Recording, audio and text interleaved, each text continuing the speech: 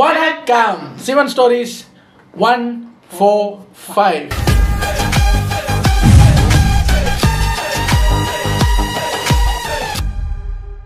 ரொம்ப பேசாம வீடியோக்குள்ள போயிடலாம். இது ஒரு 17 minutes வீடியோ, உங்களுக்கு நல்ல டக்குன்னு பார்த்துட்டு ரெடி.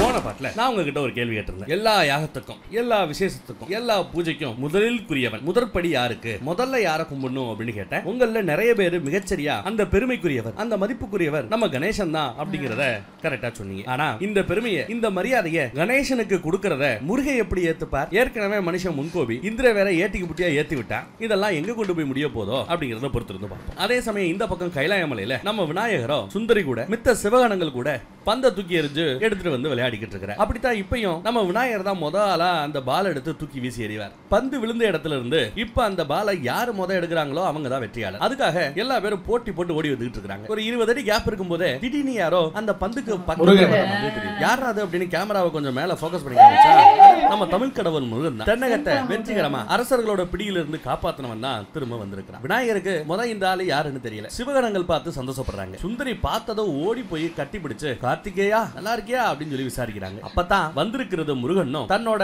உடன்பிறப்பு அப்படிங்கறதையும் கணேசன் புரிஞ்சுக்கிறார். சுந்தரி கிட்ட நம்ம முருகன் நீ தவத்தை முடிச்சு வெற்றியோட திரும்பி வந்ததை பார்த்தா எனக்கு ரொம்ப சந்தோஷமா இருக்குமா, சிறப்புமா அப்படின்னு சுந்தரிய வாழ்த்திட்டு அப்படியே பின்னாடி திரும்பி பாக்குறாரு. அதை புரிஞ்சுக்கிட்டு சுந்தரி விளைவிக்கிறாங்க. ரெண்டு பேரும் நேருக்கு நேரா பாத்துக்கிறாங்க. முருகனே கேட்கிறார், நீ தான் என் தம்பி கணேசனா அப்படின்னு கேட்டதும் விநாயகர் ஓடி போய் முருகனை கட்டி பிடிச்சுக்கிறார். ஆமா நான் தான் உன் தம்பி, நீ தான் எங்க அண்ணன் சேனாதிபதி கார்த்திகேயனா அப்படின்னு கேட்டு கட்டி பிடிச்சுக்கிறார். முருகனும் பாசத்தோட கணேசனோட தலையை தடவி கொடுக்கிறார். அதுக்கப்புறம் விநாயகர் என்னதான் இருந்தாலும் எனக்கு முன்னாடி இந்த உலகத்தை முதல்ல கண்டவர் நீங்க தான், அதனால உங்க கால்ல விழுந்து ஆசீர்வாதம் வாங்குறது இயற்கை, என்ன ஆசீர்வதிங்க அப்படின்னு முருகனோட கால்ல விழுந்து ஆசீர்வாதம் வாங்கிக்கிறார் நம்ம கணேஷ். அப்போ சுத்தி இருந்தவங்க எல்லாம் பொதுவா வீட்டுல கடைசி பையனை எல்லா பேரும் வாழ்த்துறது அப்படிங்கிறது ரொம்ப இயற்கை.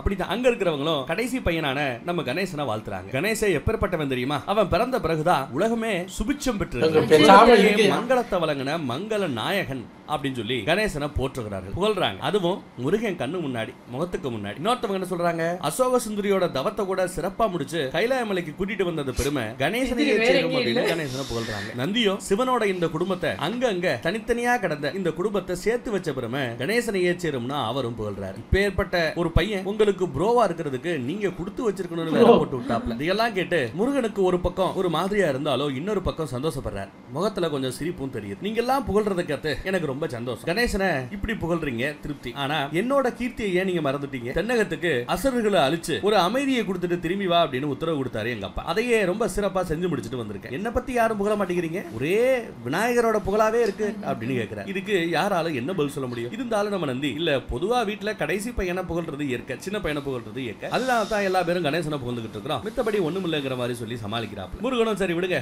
அப்புறம் பேசிக்கலான்ட்டு, ஆமா என்ன விளையாட்டு இது, இந்த விளையாட்டோட ரூல்ஸ் அண்ட் ரெகுலேஷன்ஸ் என்ன அப்படின்னு முருகன் கேட்கிறார். கணேசனும் ஒண்ணுமில்ல, பால தூக்கி எறிஞ்சிருவான், பால் ஒரு இடத்துல போய் விழும், அதை யாரும் ஓடி போய் எடுக்கிறாங்களோ அவங்க தான் வின்னர், அவங்க தான் ஜெயிச்சாங்கன்னு அர்த்தம் அப்படின்னு சொல்ல அவ்வளவுதானே சொல்லிவிட்டு முருகன் கையில இருக்கிற அந்த பால் எடுத்து வீசி எறிகிறார். பால் கொஞ்சம் தூரம் போய் விழுகுது. யாரு ஜெயிக்கிறாங்கன்னு பாப்பமா அப்படின்னு ரெண்டு பேருக்கு நடுவில் ஓட்ட போட்டி. போட்டியில மித்த ஆட்கள் யாரும் கலந்துக்கல. இவங்க ரெண்டு பேரும் ஜெயிக்கிறதுக்காக அப்படியே தெரிச்சு ஏங்க வந்தா அப்பா அம்மாவை போய் பாருங்க, வந்த உடனே ரெண்டு பேரும் போட்டி போட்டு ஓடிக்கிட்டு இருந்தாங்க. என்னங்க அவர் இப்பதான் லஞ்சு முடிச்சிருக்காரு, மூச்சு வாங்க மாட்டார் போல ஓடிக்கிட்டு இருக்காங்க. கணேச பாக்குறதுக்கு பொடிப்பைய மாதிரி இருந்தாலும் வேகம் படுபயங்கரமா தான் இருக்கு. குண்டா இருந்தா கூட வேகமா ஓடுறாரு. முருகனுக்கு இணையா ஓடிக்கிட்டு இருக்காரு. ரெண்டு பேரும் வேகமா ஓடி வந்துட்டு இருக்காங்க. பாலுக்கு பக்கத்துல வந்துட்டாங்க. யாரா ஜெயிக்க போறா, முத நாளே போட்டியா அப்படின்னு நம்ம அங்க இருந்து அம்மா கிட்ட போய் இந்த சுபச்செய்தியை சொல்லிட்டு வரேன் அப்படின்ட்டு ஓடியாச்சு. அவங்க போய் ஆதிசக்தியான நம்ம பார்வதி தேவி கிட்ட சேனாதிபதி கார்த்திகேயன் வந்து விட்டார் அப்படின்னு சொல்ல அவங்களும் ரொம்ப குஷியாகி முருகனை வரவேற்கிறதுக்காக வந்திருக்காங்க. வந்தவங்க சேனாதிபதி கார்த்திகேயா அப்படின்னு கூப்பிட்ட அடுத்த கணம் வேகமா ஓடிக்கிட்டு இருந்த ரெண்டு பேருமே நின்னாச்சு. திரும்பி பார்த்தா ரொம்ப நாளைக்கு அப்புறம் பார்வதி தேவி தான் புள்ள முருகனை பாக்குறாங்க. சந்தோஷம் தாங்கல. முருகனுக்கும் அதே சந்தோஷம் தான். ஓடி வந்து அம்மாவோட கால்ல விழுந்து முருகன் ஆசீர்வாதம் வாங்குறாரு. ரெண்டு பேரோட கண்ணிலையும் ஆனந்த கண்ணீர். முருகனை கட்டி தெளிவிக்கிறாங்க. என்ன வந்ததுமே போட்டியா அப்படின்னு விசாரிக்கிறாங்க. ஆமா என் வயசோட ஒத்த ஆட்கள் யாருமே கைலாயமலையில இல்ல. முதல் எலிக கூட விளையாண்ட. இந்த போட்டியில எலிகளை ரொம்ப ஈஸியா ஜெயிச்சு. அடுத்து சிவகணங்கள் கூட விளையாண்ட. அவங்களையும் ஈஸியா ஜெயிச்சாச்சு. இப்பதான் ஏதோ எனக்கு நிகரான ஒருத்தவரை வயசுலயும் சரி ஓட்டத்திலையும் சரி இன்னைக்கு தான் நான் கார்த்திகேயனை பார்த்திருக்கிறேன். எப்படியாவது இன்னைக்கு அவரை ஜெயிச்சிடலான்னு பார்த்தேன், அதுக்குள்ள நீங்க கூப்பிட்டீங்க, கேம் நின்னு போச்சுங்கிற மாதிரி சொல்றேன். உடனே முருகனும் அதனால என்ன மறுபடியும் போட்டி நடத்தினா போச்சு, ஆனா இந்த தடவை ஜெயிக்க போறது நீ இல்ல நான் அப்படிங்கிறாரு முருகன். விநாயகரும் மறுபடியும் இந்த கேம் ஆரம்பிக்கிறதுல ஒன்னும் பெரிய விஷயம் இல்ல, பட் இருந்தாலும் கேம் விளையாடுறத விட இப்ப ரொம்ப முக்கியம் நம்ம அம்மாவோட சந்தோஷம். 3 பேரையும் சேர்த்து பார்த்து கட்டி தழுவி ஆனந்தம் இருக்காதா அப்படின்னு கேட்க 3 பிள்ளைகளும் ஓடி போய் பார்வதி தேவியை கட்டி பிடிச்சுக்கிறாங்க. எல்லை இல்லாத ஆனந்தம் பார்வதி தேவிக்கு. வேதனையோட மொத உருவமா இவங்க போன ஜென்மத்துல சதியா இருக்கும் போது எவ்வளவு கஷ்டப்பட்டாங்களோ அதெல்லாம் பார்க்கும்போது இவங்களுக்கு நிம்மதியே கிடையாதா, சந்தோஷமே கிடையாதா அப்படின்னு நம்ம யோசிச்சுட்டு இருந்தோம். இப்பதான் அந்த சந்தோஷத்தை இவங்க அனுபவிக்கிறாங்க. அத இங்க இருக்கிற நம்ம சிவனும் பார்த்து ரசிக்கிறார். அப்புறம் எல்லாரும் சேர்ந்து சிவனை பார்க்கறதுக்காக வந்துட்டு இருக்காங்க. முருகன் தான் முதலா முன்னாடி போறார். தான் குடும்பத்தை சேர்த்து பார்க்கறதுல சிவனுக்கு ரொம்ப சந்தோஷம். 3 பிள்ளைகளையும் சேர்த்து பார்த்ததும் சிவன் அவரோட சிம்மாசனத்துல இருந்து இறங்கி வந்து பசங்க பக்கத்துல போய் நிக்கிறார். முருகனும் கணேசனும் சேர்ந்தாப்ல சிவனோட கால்ல விழுந்து ஆசீர்வாதம் வாங்குறாங்க. 2 பிள்ளைகளையும் ஒவ்வொரு தோல்ல போட்டு சிவன் கட்டி தழுவிக்கிறார். சிவனோட கண்ணுல இருக்கிறது ஆனந்த கண்ணீரா இல்ல கவலை கண்ணீரா அப்படின்றத கொஞ்ச நேரத்துக்கு தான் அந்த குழப்பம். அதுக்கப்புறம் கவலை அமர்ந்து பசங்களுக்கு முத்தம் கொடுத்து சந்தோஷத்தோட உச்சிக்கே போயிடுறாரு நம்ம சிவன். பொதுவா உலகம் எதை வேண்டான்னு ஒதுக்குதோ அதையே தனக்கு இஷ்டமான பொருட்களா ஏத்துக்கிறது சிவனோட வழக்கம். சாம்பல, வில்வ இலைய, சுடுகாட இப்படின்னு உலகம் வெறுக்கக்கூடிய விஷயத்தை தன்னோட இஷ்ட பொருட்களா இவர் ஏத்துக்கிட்டார். வேதனைகளை மட்டுமே பார்த்துக்கிட்டு இருந்தவர் வேதனைகளுக்காகவே இருக்கிற கடவுள் அப்படிங்கறதெல்லாம் தாண்டி இப்பதான் குடும்பம், குட்டி, ஒண்ணுகுறது அப்படின்னு எல்லாத்தையும் பார்த்து கொஞ்சம் சந்தோஷத்தை அனுபவிக்க ஆரம்பிச்சிருக்கிறார் நம்ம சிவன். முருகனை வரவேற்கிறார். நம்ம குடும்பம் முழுமையடைவதற்கு நீ இங்க வர வேண்டியது அவசியம். என்னோட விருப்பம் ஒண்ணுதான் மகனே. இப்போ கணேசனுக்கு முருகனை பார்த்ததும் எல்லை இல்லாத சந்தோஷம் இருக்குது. அதே சந்தோஷம் முருகனான உனக்கு கணேசனை பார்த்ததும் இருந்திருக்கணும், அவ்வளவுதான் அப்படின்னு அதுக்கு முருகன் சொல்றதுக்கு முன்னாடியே கணேசன் இதுல என்ன சந்தேகம், நாங்க 2 பேரும் பார்த்துக்கிட்ட அந்த கணத்திலேயே முருகனுக்கு ரொம்ப பிரியமான ஆளா நான் மாறிட்டேன் அப்படிங்கிற மாதிரி கணேசன் சொல்றாரு. என்னில் மூத்தவரான முருகனுக்கு நான் இனி பிரியமானவனாக இருப்பேன், மரியாதை கொடுப்பேன், அவர் சொல்றதை செய்வேன், அவரிடம் கட்டளையை நிறைவேற்றுவேன் அப்படின்னு சொல்றாரு. கேட்ட கேள்வி முருகனை நோக்கி. ஆனா முருகன் பதில் சொல்றதுக்கு முன்னாடி முந்திக்கிட்டு கணேசன் பதில் சொல்லிட்டாரு. ஆனா கரெக்டா தான் சொன்னாப்ல. முருகனும் கணேசனோட தலையில கைய வச்சு ஓ விருப்பம் நான் தம்பி அப்படிங்கிறார். ஆனாலுமே பெரியவங்க பேசிக்கிட்டு இருக்கும் போது சின்ன பசங்க குறுக்க பேசுறது பண்பாடு இல்ல அப்படின்னு லைட்டா ஒரு கடி கடிக்கவும் செய்யற. முருகனோட இந்த பேச்சை கேட்டு சிவனுக்கும் சரி பார்வதிக்கும் சரி முக பாவனையில ஒரு மாற்றத்தை நம்மளால பார்க்க முடியும். நந்தியும் கவலைப்படுற. முருகன் அட்வைஸ் பண்ணிட்டாப்ல. இதுக்கு கணேசனோட பதில் என்னவா இருக்கும் அப்படின்னு பார்த்தா ஒன்னும் பிரச்சனை இல்ல சொல்லிட்டீங்கல்ல இனி நான் பாத்துக்கிறேன் அப்படிங்கிற. சிவனை பார்த்து கணேசன் இனி எங்க அண்ணன் வந்துட்டான், எனக்கு நற்பண்புகளை போதிக்கக்கூடிய அந்த வேலையை இனி எங்க அண்ணன் பார்த்து பாப்பல அப்படின்னு சிவனை பார்த்து சொல்றாரு கணேசன். அப்ப நம்ம பார்வதி தேவி கணேசனை பார்த்து கணேசா உங்க அண்ணன் ரொம்ப தூரத்துல இருந்து வந்திருக்காப்ல, வந்தவருக்கு தண்ணி கொடுக்க மாட்டேன் அப்படின்னு கேட்டா தண்ணி என்ன சாப்பாடே போடுறேன் வாங்க அண்ணே அப்படின்னு முருகனை கூட்டிட்டு அப்படியே நடந்து போறாரு. கூடவே சுந்தரியும் போறாங்க. சிவகணங்கள் எல்லாம் வணக்கம் வச்சுட்டு அவங்க அங்க இருந்து அப்படியே கலைஞ்சு போயிடுறாங்க. பார்வதியோ பசங்க எல்லாத்தையும் ஒன்னா பார்த்தாச்சு, இனிமே அவங்களுக்கு இடையில நல்ல பாச பிணைப்பு ஏற்படும், பாசத்துல அப்படியே கட்டி உருளுவாங்க இல்லையா. சிவன் கிட்ட கேட்டா சிவன் கட்டி உருளுவாங்க பாசமானதான் தெரியல. ஆமா இல்லன்னு எந்த பதிலும் சொல்லாம அப்படியே நிக்கிற. முகத்துல கொஞ்சோண்டு கவலை தெரியுது. அந்த பக்கம் நம்ம ததீசி முனிவரும் சப்த ரிஷிகளும் இன்னும் சில ரிஷிகளும் சேர்ந்து போனாங்க. யாருக்கிட்ட? பிரம்மதேவர் கிட்ட. போய் இப்ப நாங்க ஒரு பஞ்சாயத்துல இருக்கிறோம், நீங்க தான் அந்த பஞ்சாயத்துக்கு தீர்ப்பு சொல்லணும், நீங்க பாரபட்சம் இல்லாம நீங்க சொல்லக்கூடிய அந்த தீர்ப்பு சரியாக இருக்கும் அப்படின்னு நம்ம நாட்டாம கிட்ட வந்து நிக்கிறாங்க. யாருக்கிட்ட? பிரம்மதேவர் கிட்ட. அதே சமயம் பஞ்சாயத்துல கலவரம் பண்றதுக்கு நம்ம கபாலி உள்ள வருவார் பாத்தீங்களா நாட்டாம படத்துல, அந்த மாதிரி இங்க உள்ள வராப்ல நம்ம தேவேந்திர இந்திரன், அதுவும் தேவர்களை கூட்டிக்கிட்டு. இதுல என்ன கவலை, நாட்டாம ரொம்ப சரியான தீர்ப்பை எடுத்து சொல்லுவார் அப்படின்னு இந்திர வந்து பஞ்சாயத்து என்ன சொல்றேன் பாருங்க. நான் கொஞ்ச நாள் தேவலோகத்துல என்னோட சீட்ல உட்காராம இருந்தப்போ இந்த உலகம் என்ன பாடுபட்டுச்சு நீங்க பாத்திருப்பீங்க. இதுல இருந்து என்ன தெரியுது, நான் தான் இருக்கிற தேவர்கள்லயே முக்கியமானவன் தெரியுது, எனக்கு தான் அந்த முதற்படி கொடுக்கணும், மரியாதை இந்திர வந்து போட்டிக்கு வந்து நிக்கிறேன். எனக்கு முதற்படி கொடுத்தீங்கன்னா பட்ட போட்டுருக்கிறவங்க நாம போட்டுருக்கிறவங்க தேவியை கும்பிடுறவங்கன்னு எல்லா பேருக்கும் பஞ்சாயத்து இல்லாம பொதுவா போயிடும் அப்படின்னு பிட்ட போட்டு பாக்குறாப்ல. ஆனா இது எல்லா பேருக்கும் ஷாக்கா இருக்கு. நாராயணர் வராங்க நிக்கிறாப்ல. இந்திரனுக்கு சரியா நெத்தி அடி பதில கொடுக்க வேண்டியவரு கொடுக்கிறவரு நம்ம நாரதர் தான். நாராயணன் நாராயணன் ஏதோ பஞ்சாயத்து பெருசா இருக்கே ரொம்ப சீரியஸாவே டாபிக் போகும் அப்படின்னு பார்த்தா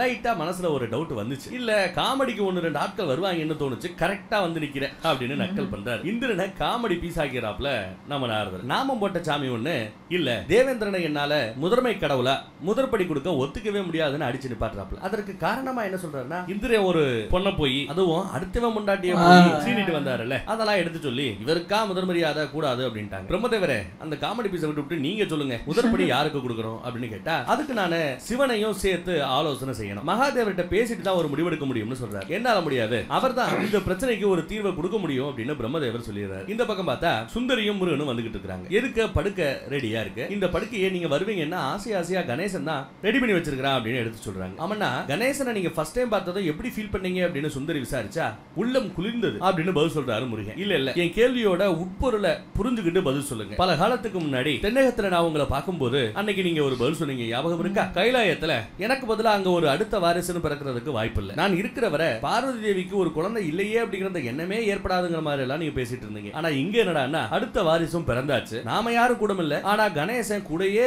அம்மா கூடயே இருந்து வளர்ந்து வந்துட்டு இருக்கிறான். சோ இதையெல்லாம் சேர்த்து வச்சு பார்த்து தான் உங்ககிட்ட இந்த கேள்வி கேட்கிறேன். கணேசனை பார்த்தது எப்படி ஃபீல் பண்றீங்க அப்படின்னு மறுபடியும் சுந்தரி கேட்கிறேன். நீயும் நானும் தென்னகத்துல அன்னைக்கு பேசின இந்த சிச்சுவேஷனையே மறக்கணும்னு நான் நினைக்கிறேன். ஆனா எப்படி மறக்க முடியும்? அதை மறக்கக்கூடிய அந்த சூட்சமம் எனக்கு தெரியல. என்னோட அப்பாவும் அம்மாவும் ஒரு மகனா என்கிட்ட முழு திருப்தியை அடைஞ்சிருக்க மாட்டாங்க, எனக்கு நல்லா தெரிஞ்சிருக்கு. அதனாலதான் அந்த திருப்திக்காகத்தான் கணேசனை பெற்றெடுத்திருக்காங்க அப்படின்னு சொல்லி முறைய வருத்தப்பட சுந்தரியோ இல்லடா நீங்க தப்பா புரிஞ்சுக்கிட்டீங்க, இப்போ கணேசன் பிறந்துட்டான் அப்படிங்கிறதுனால உங்க மேல வச்சிருந்த அன்பை அம்மாவும் அப்பாவும் குறைச்சுக்கிட்டாங்கன்னா தான் நீங்க அந்த மாதிரி யோசிக்கணும். ஆனா கணேசன் பிறக்கிறதுக்கு முன்னாடி உங்க மேல எந்த லெவலுக்கு அன்பையும் பாசத்தையும் பொழிஞ்சாங்களோ அதே அளவு அன்பும் பாசமும் இன்னும் அப்பா அம்மா கிட்ட உங்க மேல இருக்குது.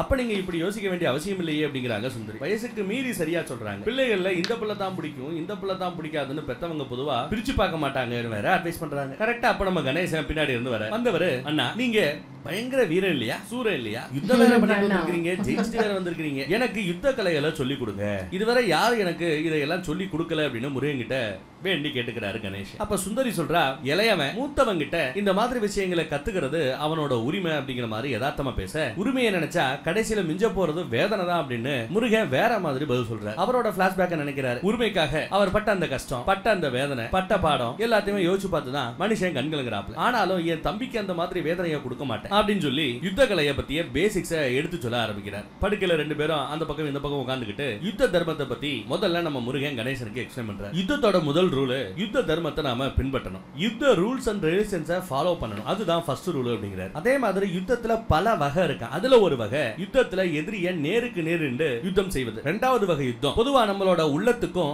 ஆன்மாவுக்கும் இடையே நடக்கும். அடுத்து மூணாவது வகை யுத்தம் நமக்கும் நம்மள படைச்ச ஆண்டவனுக்கும் நமக்காகவே இருக்கக்கூடிய இந்த இயற்கைக்கும் நடுவுல நடக்கிற யுத்தம். இதெல்லாம் சொல்லி கொடுத்ததும் விநாயகரும் யுத்தத்தின் வகைகளை பத்தி நான் இப்ப தெளிவா புரிஞ்சுக்கிட்டேன். போர்க்களத்துல நின்று சண்டை போடுறது மட்டும் யுத்தம் நினைச்சுக்கிட்டு இருந்தேன். ஆனா ஒவ்வொரு மனுஷ உடம்புக்குள்ளேயும் நடந்துகிட்டு இருக்கு, மனசுக்குள்ளேயும் அந்த யுத்தம் நடந்துகிட்டு இருக்குங்கிறத இப்ப நான் புரிஞ்சுக்கிட்டேன் அப்படிங்கிற. ஆனா இந்த மூன்று வகை யுத்தங்களை பத்தி நீங்க சொன்னீங்க, இந்த யுத்தங்களுக்கு தீர்வு தான் என்ன, எப்ப இந்த யுத்தம் நிக்கும் அமைதி பெறும் அப்படிங்கிற மாதிரி டவுட் கேட்கிறார். சூப்பர்ல இவர் பாடம் நடத்திக்கிட்டு இருந்தா கூட அந்த பாடத்துல இருக்கிற பிரச்சனைக்கு கூட தீர்வு தெரிஞ்சுக்கணும் ஆசைப்படுறாரு. இவர் கேட்ட இந்த கேள்விக்கு முருகனால பதில் சொல்ல முடியல, திணறாப்ல. சுந்தரியும் பக்கத்துல இருக்காங்க இல்லையா, அவங்களும் பார்த்துட்டு முருகா பாத்தீங்கல்ல கணேசனோட புத்திசாலி திறமையை பாத்தீங்கல்ல, அவன் எவ்வளவு அறிவு கூர்மையானவன்றத புரிஞ்சுக்கிட்டீங்கல்ல அப்படிங்கிற மாதிரி கணேசனை பத்தி புகழ்றாங்க. யுத்தத்துக்கான அந்த தீர்வை இப்படி ஈஸியா ஒரு ஆளை சொல்ல முடிஞ்சிருந்தா இந்நேரம் உலகத்துல அமைதி திரும்பி இருக்கும். ஆனா அந்த மாதிரி ஒண்ணு நடந்த மாதிரியே தெரியலையேங்கிற மாதிரி முருகன் சொல்ல, இல்ல இல்ல என்கிட்ட தீர்வு இருக்கு, எனக்கு அந்த தீர்வு நன்றாக தெரியும் அப்படிங்கிற மாதிரி கணேசன் சொல்றாரு. என்னடா அது, நமக்கு தெரியாத விஷயத்தை நம்ம தம்பி தெரிஞ்சு வச்சிருக்கானுங்கிற மாதிரி முருகனோட பார்வை இருக்கு. எப்பேற்பட்ட யுத்தமா இருக்கட்டும், எதிரிய நேருக்கு நேரா நீங்க யுத்த களத்துல பாக்குறதா இருக்கட்டும், இல்ல உள்ளத்துக்கும் ஆன்மாவுக்கும் நடைகிற யுத்தமா இருக்கட்டும், இல்ல நமக்கும் நம்மை படைத்த கடவுளுக்கும் சுத்தி இருக்கும் இயற்கைக்கும் இடையேயான யுத்தமாகவும் இருக்கட்டும், ஒரு கணம் எதிரிய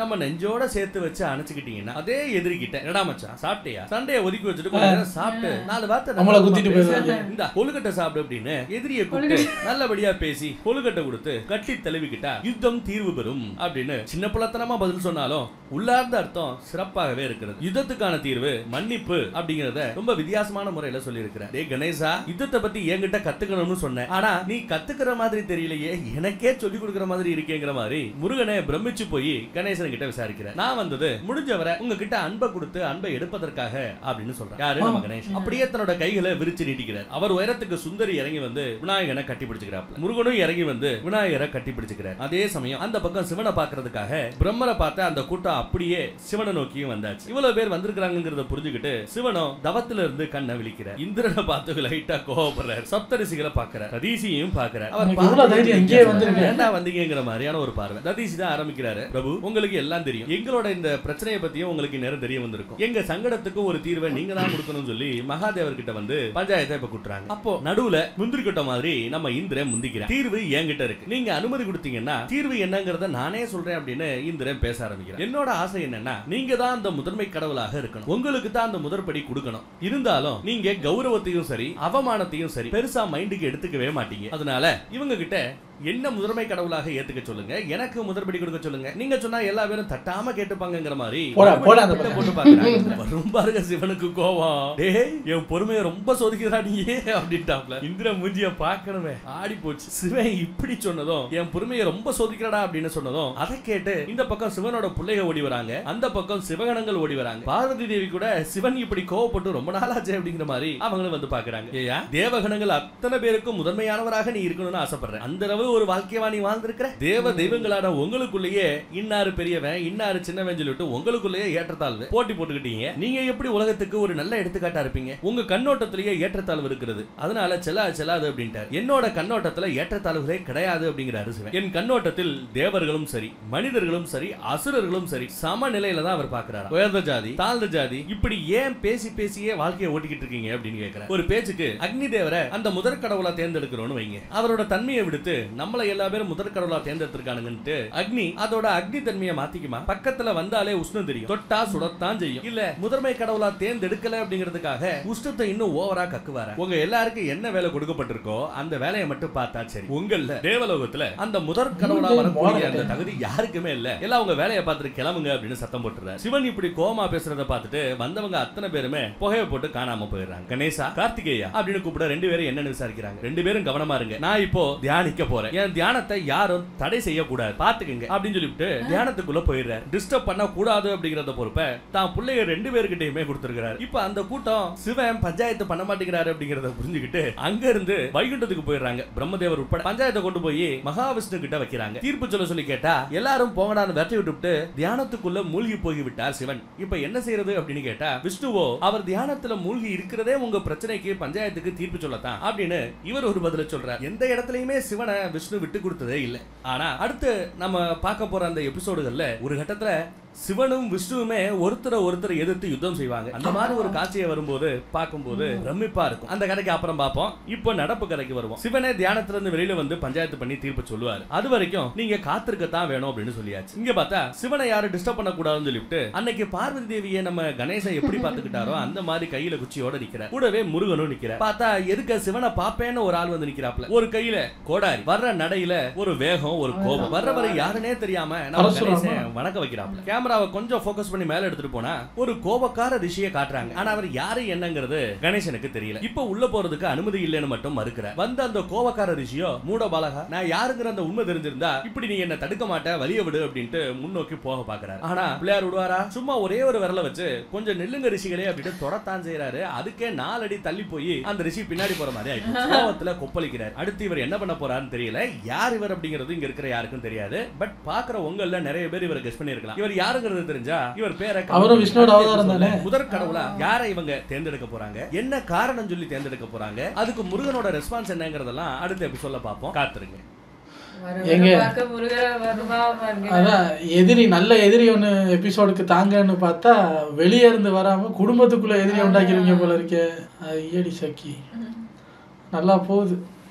இன்னைக்கு கொஞ்சம் இந்திரன் டோஸ் வாங்கினது சந்தோஷம். ஆனா பத்தலைங்க, பத்தலை. அவனுக்கு இன்னும் பயம் போகல பாருங்க. அவன் நாய் ஏதாவது பண்ணணும். உங்களை அடுத்த வீடியோ வந்து சந்திக்கிறேன். Take care.